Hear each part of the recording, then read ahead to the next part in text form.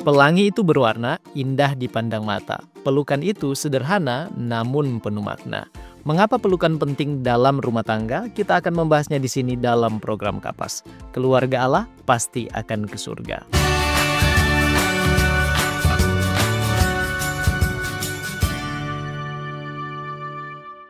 Pelukan dalam rumah tangga adalah salah satu bentuk komunikasi nonverbal yang sangat penting untuk memperkuat hubungan antara pasangan suami istri serta antara orang tua dan anak. Pelukan bukan hanya sekedar kontak fisik tetapi juga sarana untuk mengekspresikan kasih sayang, rasa aman dan kebersamaan dalam keluarga. Nah, apa saja manfaat pelukan dalam rumah tangga? Yang pertama, mempererat hubungan pasangan. Pelukan dapat meningkatkan kedekatan emosional dan memperkuat ikatan suami dan istri. Kemudian membantu mengatasi konflik dengan memberikan rasa nyaman dan pengertian tanpa perlu banyak kata-kata. Yang kedua, mengurangi stres dan kecemasan. Saat seseorang dipeluk, tubuh melepaskan hormon oksitosin atau hormon cinta yang membantu mengurangi stres dan meningkatkan perasaan bahagia. Kemudian pelukan bisa menjadi bentuk dukungan emosional saat pasangan sedang menghadapi tekanan hidup. Yang ketiga, menciptakan kehangatan dalam keluarga. Anak-anak yang sering mendapatkan pelukan dari orang tua cenderung merasa lebih aman, percaya diri, dan memiliki ikatan emosional yang lebih kuat dengan orang tua. Kemudian membantu mempertahankan keintiman dan menjaga hubungan tetap romantis. Dari segi kesehatan fisik, pelukan memperkuat kesehatan secara fisik, yaitu membantu tidur dengan nyenyak, meningkatkan kesehatan jantung, serta memperkuat sistem kekebalan tubuh.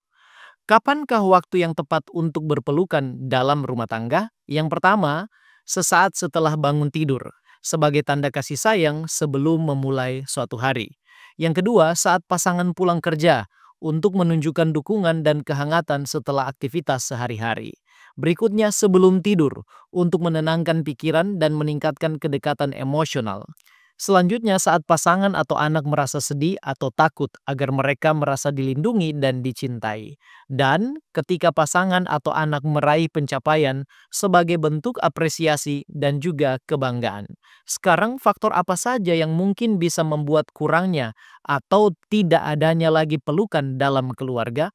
Yang pertama, rutinitas dan kesibukan sehari-hari.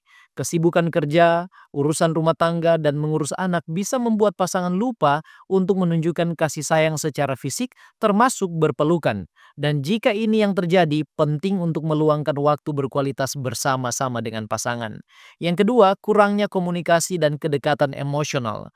Pelukan biasanya datang secara alami ketika ada kedekatan emosional. Jika komunikasi dalam hubungan mulai berkurang atau terasa hambar, kontak fisik pun bisa ikut menurun.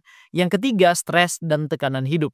Masalah pekerjaan, keuangan, atau tanggung jawab rumah tangga bisa membuat seseorang lebih fokus pada masalah daripada hubungan. Akibatnya mereka menjadi lebih kaku dan kurang ekspresif dalam menunjukkan kasih sayang. Selanjutnya, konflik yang belum selesai. Jika ada konflik atau kesalahpahaman yang belum terselesaikan, pasangan mungkin secara tidak sadar menarik diri dan menghindari kontak fisik seperti pelukan. Yang kemudian adalah kehilangan romantisme dalam hubungan. Seiring berjalannya waktu, pasangan bisa merasa hubungan menjadi biasa saja dan melupakan kebiasaan-kebiasaan kecil yang dulu mempererat ikatan seperti pelukan dan sentuhan penuh kasih sayang. Dan yang berikutnya adalah perubahan dalam perasaan atau hubungan. Jika ada perasaan yang berubah atau adanya jarak emosional, salah satu atau kedua pasangan mungkin merasa tidak nyaman lagi untuk menunjukkan kasih sayang secara fisik dalam hal berpelukan. Nah, dalam keadaan seperti ini, apa yang perlu dilakukan? Yang pertama, mulai dari hal yang sederhana. Cobalah menyentuh atau menggandeng tangan pasangan lebih sering untuk membangun kembali kebiasaan kontak fisik. Yang kedua, luangkan waktu berkualitas bersama. Usahakan untuk berbicara lebih banyak, bercanda, atau menghabiskan waktu berdua tanpa ada gangguan yang lain. Yang ketiga, bicara terbuka dengan pasangan.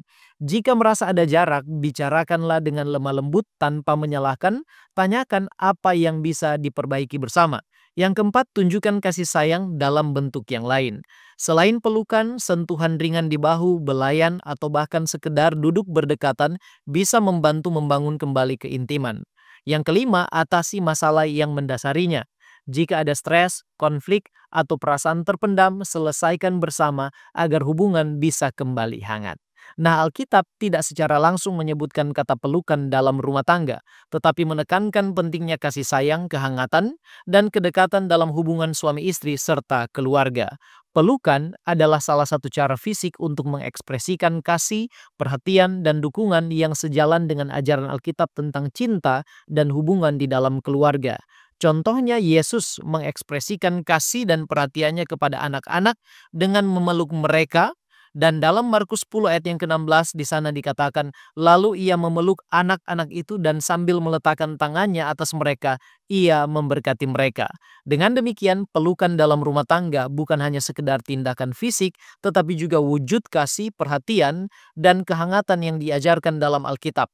Pelukan dapat mempererat hubungan suami istri, menciptakan rasa aman bagi anak-anak, serta menjadi bentuk nyata dari kasih yang tulus. Sebagai kesimpulan, pelukan adalah hal sederhana yang bisa memberikan dampak besar dalam kehidupan berumah tangga. Jangan ragu untuk memeluk pasangan dan anak-anak lebih sering lagi agar rumah tangga semakin harmonis dan penuh kasih sayang. Kurangnya pelukan bukan sekedar masalah fisik, tetapi bisa mencerminkan kondisi emosional dan komunikasi dalam hubungan. Jika pelukan mulai jarang, mungkin ini saatnya untuk membangun kembali kedekatan dalam hubungan. Hugs were invented to let someone know you love them without having to say anything. Pelukan dirancang untuk memberitahu seseorang bahwa Anda mencintainya tanpa harus mengatakan apapun. Demikianlah pembahasan kita kali ini, dan bila sahabat Kapas merasa diberkati, jangan lupa untuk like dan komen serta bagikan tayangan ini supaya semakin banyak orang lagi yang diberkati. Tuhan Yesus memberkati kita sekalian, dan salam Kapas.